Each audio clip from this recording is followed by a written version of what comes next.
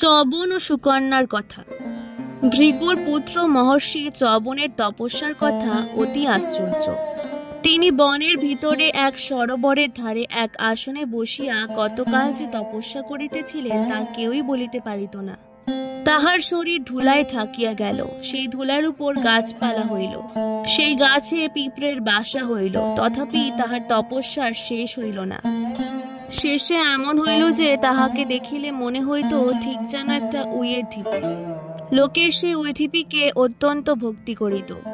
তাহাদের পিতামহের পিতামহেরা উহাদের পূর্বপুরুষগণের নিকট শুনিয়াছিলেন যে সেই উই ঢিপির ভেতরে মহামুনি চবন তপস্যা করিতেছেন। এইরূপে অনেক কাল গেল। তারপর একদিন মহারাজ স্বরজাতি অনেক লোকজন সঙ্গে লইয়া সপরিবারে সেই সরোবরের ধারে বনভোজন করিতে আসিলেন। ছোট ছোট মেয়েদের অনেকেই আর কখনো বনের শোভা দেখে নাই, তাই এরকম জায়গায় এত গাছ আর ফুল দেখিয়া তাহাদের অতিশয় আনন্দ হইল। এটা কিসের গাছ, ওটা কি ফুল, এ ফল কি খায়, ও গাছে কি হয়, ক্রমাগত এইসব কথা জিজ্ঞাসা করিয়া তাহারা সঙ্গে লোকদিগকে এমনই ব্যস্ত করিয়া তুলিল যে ব্যস্ত যাহাকে বলে। রাজার একটি কন্যা ছিলেন, তাহার নাম সুকন্যা। মেয়েটি বড়ই বুদ্ধিমতী, আর তাহার মনটি অতিশয় সরল, আর দেখিতে তিনি এমনই সুন্দর যে তেমন আর দেখা যায় না। বাপ মায়ের একমাত্র সন্তান, কাজেই বড় আদরের মেয়ে, আর সেজন্যই তার স্বভাবটি একটু একগুঁয়ে, একটু ঝোঁকের মাথায় কাজ করেন, কিন্তু তার মনটি বড় ভালো। রাজকন্যা সখীদিগকে লইয়া বনের শোভা দেখিতে দেখিতে সেই উইয়ের ঢিপির নিকট আসিয়া উপস্থিত হইলেন। মনের ধ্যান তখন সবে শেষ হইয়াছে, আর তিনি চক্ষু মেলিয়া চাহিয়েছেন, আর চাহিয়াই তিনি দেখিলেন সম্মুখে এক রাজকন্যা। দেবতার মতন রূপ আর দেবতার মতন পবিত্র মনের জ্যোতি তাহার মুখে ফুটিয়া উঠিয়াছে। রাজকন্যাকে দেখিবা মাত্রই মনির মন স্নেহে গলিয়া গেল। তাহার বড়ই ইচ্ছা হইল কন্যার পরিচয় গ্রহণ করেন, আর দুটি মিষ্টি কথা তাহাকে বলেন। কিন্তু বহুকালের অনাহারে তাহার কণ্ঠ একেবারে শুকাইয়া গিয়াছিল, তাহাতে কথা সরিল না। উইয়ের ঢিপি দেখিয়া রাজকন্যার আশ্চর্যের সীমা রহিল না। এমন অদ্ভুত পদার্থ তিনি আর কখনো দেখেন নাই, সুতরাং তাহার মনে হইল এই জিনিসটাকে একটু ভালো করিয়া ঘাটিয়া দেখিতে হইবে। এই ভাবিয়া সেই উই ঢিপির খুব কাছে গিয়া সুকন্যা দেখিলেন যে তাহাতে দুটি ছোট ছোট কি জিনিস ঝকঝক করিতেছে। ইহার একটু আগে বনের ভিতরে একটি গাছে খুব লম্বা লম্বা কাঁটা দেখিতে পাইয়া রাজকন্যা তামাশা দেখিবার জন্য তাহার একটা সঙ্গে লইয়াছিলেন। ওই ঢিপিতে দুটো চকচকে জিনিস দেখিয়া তিনি, বাহ, এগুলো আবার কিরে বলিয়া সে কাঁটা দিয়া তাহাতে খোঁচা মারিলেন। সেই চকচকে জিনিস দুটি আর কিছুই নয়, উহা চবনের চোখ। সমস্ত শরীর মাটি চাপা পড়িয়া কেবল উহার ওই চোখ দুটিই জাগিয়াছিল। দেখিতে উহা দুটি চকচকে পাথরের মতনই দেখা যাইতেছিল। সুকন্যা স্বপ্নেও ভাবিতে পারেন নাই যে উহা আবার কোনো মানুষের চোখ হইতে পারে। যাহা হোক, মনের বড়ই লাগিল, তাহাতে আর ভুল নাই। তিনি যে লাফাইয়া ওঠেন নাই তাহা কেবল মাটির চাপনে, চেঁচান নাই যে সে কেবল গলা শুকাইয়া যাওয়াতে, আর সুকন্যাকে যে সাপ দেন নাই কেন তাহা আমি ঠিক করিয়া বলিতে পারিতেছি না। কিন্তু তাহার বড়ই রাগ হইয়াছিল। তাই তিনি রাজার সৈন্যদিগের এমনই অদ্ভুত রকমের এক অসুখ উপস্থিত করিয়া দিলেন যে বলিতে গেলে তাহা তেমন সাংঘাতিক অসুখ কিছু নয়, অথচ তাহারা ভয় আর অসুবিধায় পাগলের মতো হইয়া উঠিল। হঠাৎ এমন আশ্চর্য ব্যাপার উপস্থিত দেখিয়া রাজা তো নিতান্তই চিন্তিত হইলেন, কিন্তু তিনি ইহার কারণ কিছুই ভাবিয়া ঠিক করিতে পারিলেন না। শেষে তিনি সৈন্যদিগকে ডাকিয়া জিজ্ঞাসা করিলেন, তোমরা তো সেই উই ঢিপির ভিতরের মণি ঠাকুরকে কোন রকমে অমান্য করো নাই?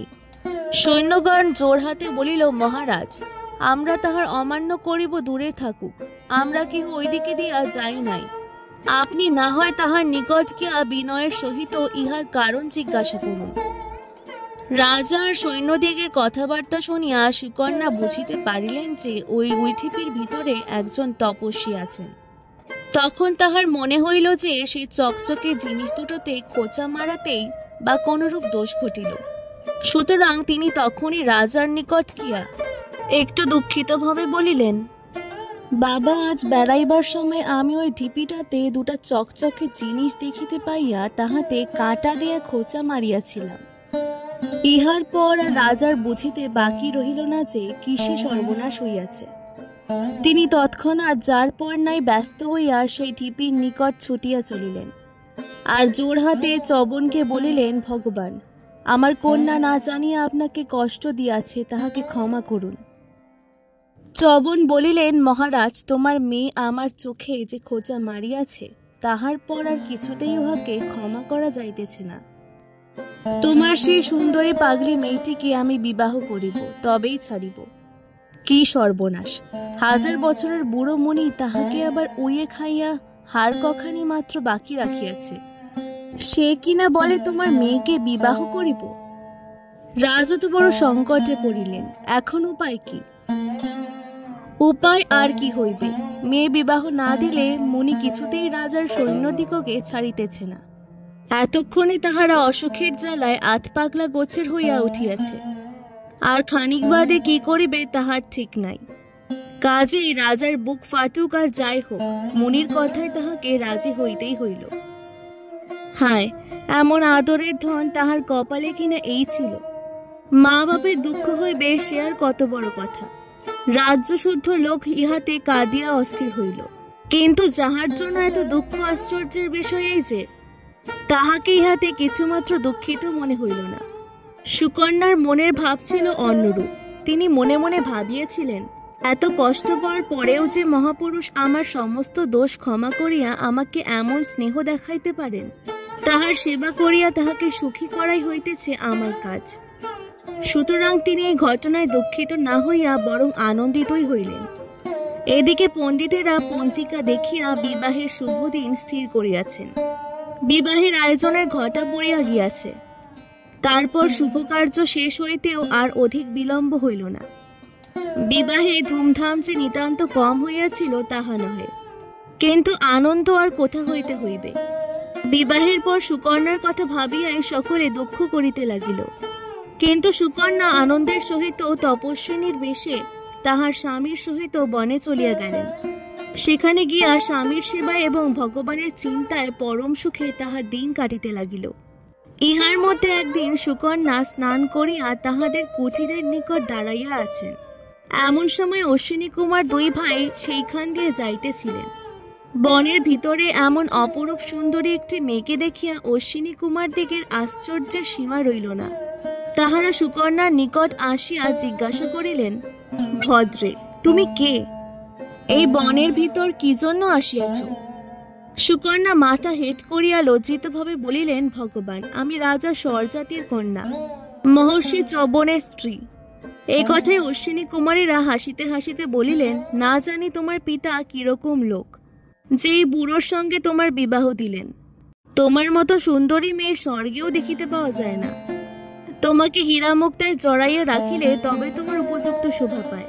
এই সামান্য ময়লা কাপড়খানি পরিয়া থাকা কি তোমায় সাজে? আহা, তুমি এমন গরিবের হাতে পড়িয়াছ যে তোমাকে ভালো করিয়া খাইতে পড়িতে দিতে পারে না। এমন হতভাগ্য লোকের নিকট থাকিয়া কেন কষ্ট পাইতেছ? আমাদের একজনকে বিবাহ করো, স্বর্গে গিয়া পরম সুখে থাকিবে। ইহাতে সুকন্যা আশ্চর্য এবং বিরক্ত হইয়া বলিলেন, মহাশয়, আমি আমার স্বামীকে অত্যন্ত ভালোবাসি এবং ভক্তি করি। আমার সাক্ষাতে এমন কথা মুখে আনিবেন না। কিন্তু ইহাতেও অশ্বিনী কুমার দিগের ভদ্রতা শিক্ষা হইল না। তাহারা ফাঁকি দিয়া সুকন্যাকে ঠকাইবার চেষ্টা করিতে লাগিলেন।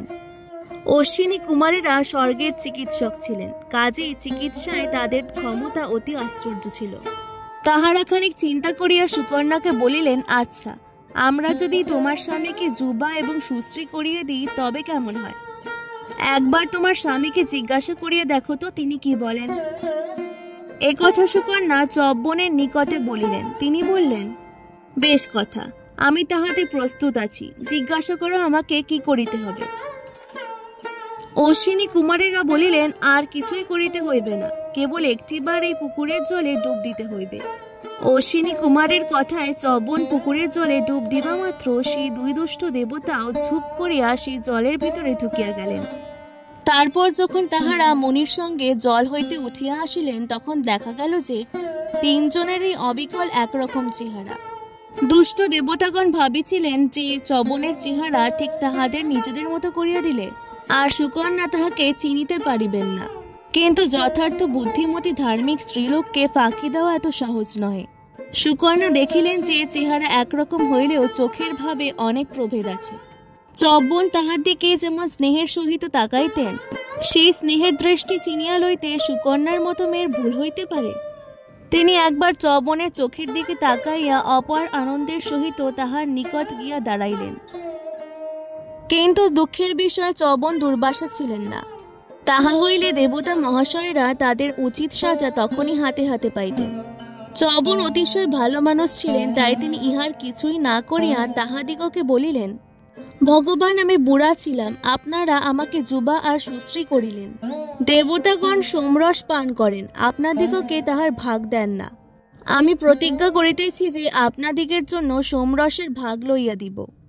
ইহাতে অশ্বিনী কুমারেরা অতিশয় সন্তুষ্ট হইয়া সেখান হইতে চলিয়া গেলেন।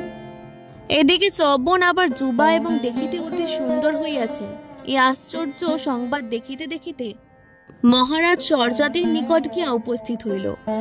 সে সংবাদে তিনি এতই আনন্দিত হইলেন যে সকলকে লইয়া চব্বনের আশ্রমে আসিতে আর কিছুমাত্র বিলম্ব করিলেন না। তখন সকলের মনে কি যে আনন্দ হইল তাহা লিখিয়া আর কত জানাইব।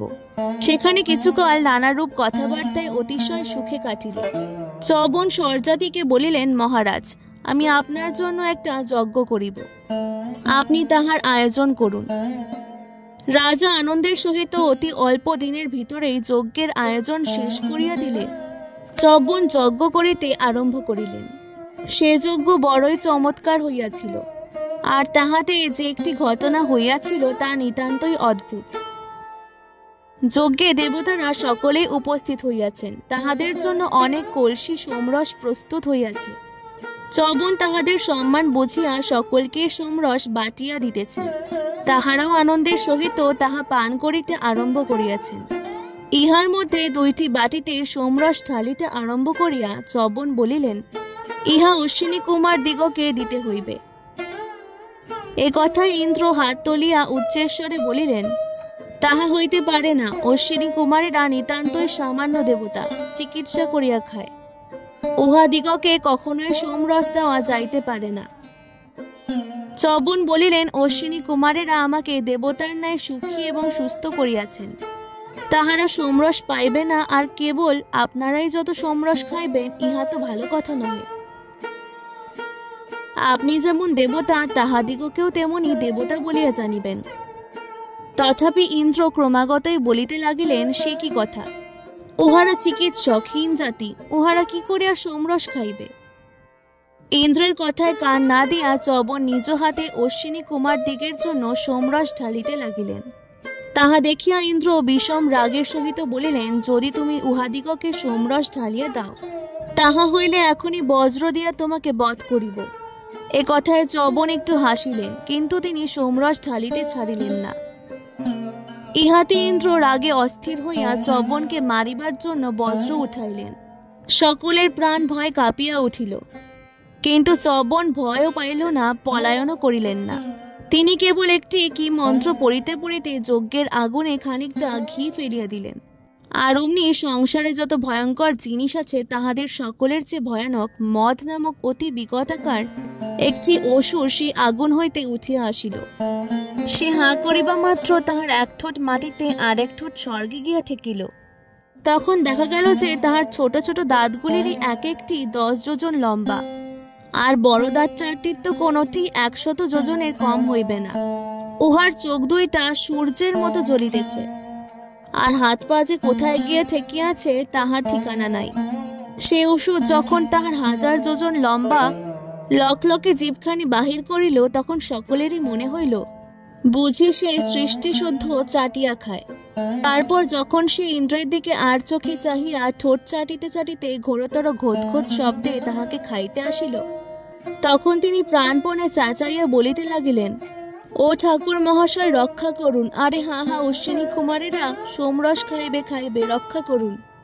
সুতরাং তখন চব্বন দয়া করিয়া দেবরাজকে অসুরের হাত হইতে রক্ষা করিলেন। আর অশ্বিনী কুমারেরাও সেই অবধি সকল যজ্ঞে সোমরসের ভাগ পাইতে লাগিলেন। এইরূপে চবন তাহার প্রতিজ্ঞা রাখিয়া সুকন্যার সহিত নিজের আশ্রমে চলিয়া আসিলে তাহাদের সময় অতি সুখেই কাটিতে লাগিল। 1. সোমলতা নামক এক প্রকার লতার রস খাইতে দেবতারা বড়ই ভালোবাসিতেন। 2. দেবতাদিগের ভিতরেও ব্রাহ্মণ, ক্ষত্রিয়, বৈশ্য, শূদ্র প্রভৃতি জাতি আছে। অশ্বিনী কুমারেরা শূদ্র জাতীয় দেবতা। আজকের ভিডিও ভালো লাগলে অবশ্যই পুরাণ গল্পকথাকে সাবস্ক্রাইব করে দেওয়ার অনুরোধ রইল। অনেক অনেক ধন্যবাদ।